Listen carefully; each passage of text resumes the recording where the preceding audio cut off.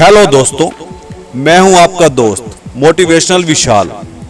आज की कहानी का शीर्षक है जब भगवान को ही ठग लिया एक भक्त ने। तो आइए आज की कहानी शुरू करते हैं। बहुत समय पहले की बात है। एक गांव में एक बूढ़ी औरत रहती थी। उसे आंखों से दिखाई नहीं देता था। वह गणेश जी की बहुत बड़ी भक्त थी। सारा दिन गणेश जी की भक्ति में लीन रहती थी। एक दिन गणेश जी प्रसन्न होकर उस बूढ़ी औरत के सामने प्रकट हो गए और उस बूढ़ी औरत को वरदान मांगने को कहा। बूढ़ी औरत संशय में पड़ गई, गणेश जी से क्या वरदान मांगे। उसने गणेश जी से बोला, हे भगवान, मुझे एक दिन का समय दीजिए। मैं अपने बेटे और बहू से विचार विमर्श करके आपसे वरदान मांगूंगी। गणेश जी ने कहा, आप जो वरदान कल मांगेंगी वो सब पूरा हो जाएगा। इतना कहकर गणेश जी अंतर ध्यान हो गए। बूढ़ी औरत ने सारा किस्सा अपने बेटे और बहू को बताया। बेटे ने कहा, माँ तुम गणेश जी से बहुत सा धन मांग लो, हम बहुत अमीर हो जाएंगे और सुख से रहेंगे। बुढ़िया की बहू ने कहा, आप अपने लिए एक पोता मांग लीजिए।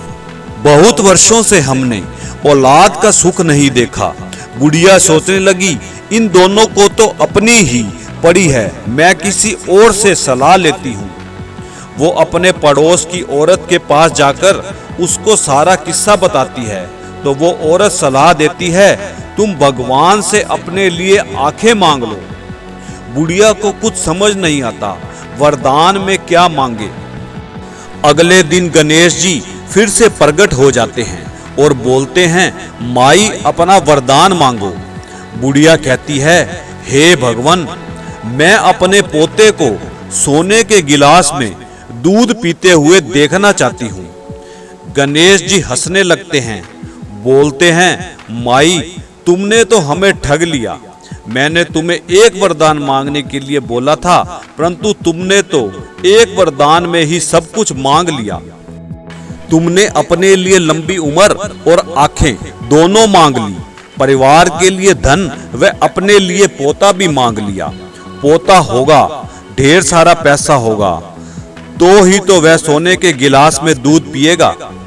पोते को देखने के लिए तुम जिंदा रहोगी, तभी तो देख पाओगी। अब देखने के लिए दो आंखें भी देनी पड़ेंगी। फिर वो बोले, जो आपने मांगा वे सब सत्य होगा। इतना कहकर गणेश जी अंतर ध्यान हो गए।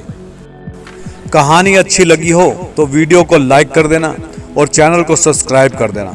धन्यवाद।